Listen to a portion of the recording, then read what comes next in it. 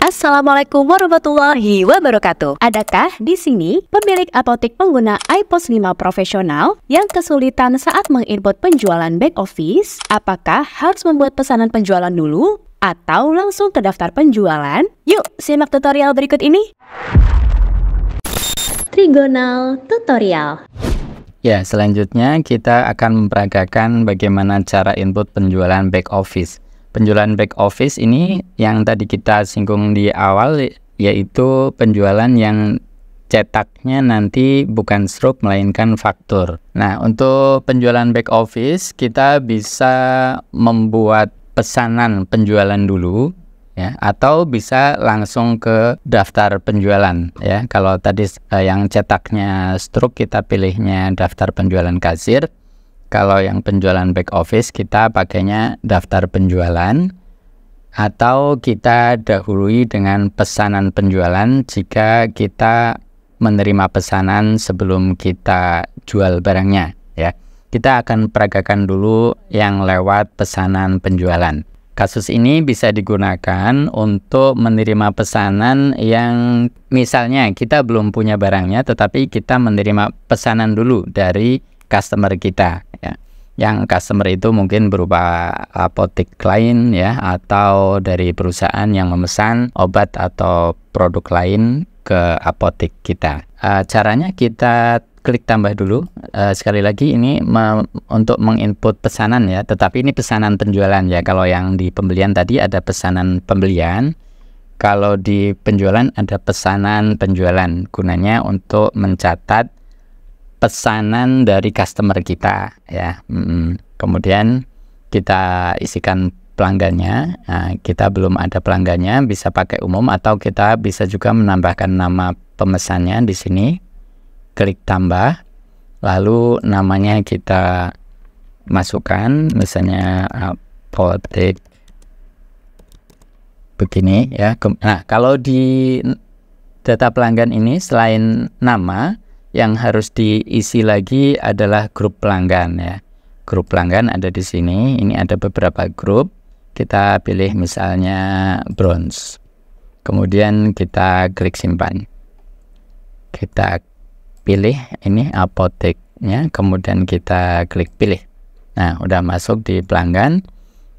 Kalau kita pakai sales bisa juga diisi sales ya. Sales ini salesnya kita, misalnya apotek kita melayani penjualan B2B yang menggunakan sales kayak gitu ya. Kalau enggak ini dikosongin. Kemudian kita masukkan pesanannya yang dipesan oleh customer kita ya. Ini kemudian yang dipesan berapa ya, tambah lagi Rukadek 20 juga ya. Kemudian customer kita belum bayar ya, katakanlah ya, di sini kosong. Tapi kalau bayar ini tinggal diisi aja sesuai dengan yang dia bayarkan ya. Artinya dia nitip sebagian DP atau lunas ya. Dalam contoh ini kosong ya. Kemudian tanggal kirimnya kita bisa atur juga. Kalau sekarang tanggal 20, misalnya dikirimnya tanggal 21. Klik simpan. Oke, berhasil disimpan. Sampai di sini ini masih berupa pesanan, belum mempengaruhi stok ya. Nah, selanjutnya ketika barangnya sudah ada, kita bisa buat penjualannya, faktur penjualannya lewat menu daftar penjualan ini. Kemudian kita klik tambah. Pelanggannya kita cari tadi namanya apotek BCD. Kita cari nomor pesanannya. Ini nomor pesanannya kita pilih. Nah, langsung muncul obat-obat yang tadi dipesan ya. Nah, di kanan bawah ada tunai DP, bisa kita isi. Misalnya dia nitip sebagian dulu, maka kita isikan di sini sebagian, misalnya 100.000 ya. Atau ketika lunas maka langsung masukkan 380.000 ya. Kalau tidak nitip sama sekali, di sini dibiarkan 0. Kemudian jatuh tempo misalnya 14 hari. Ini jatuh tempo atas sisa kekurangannya ini ya.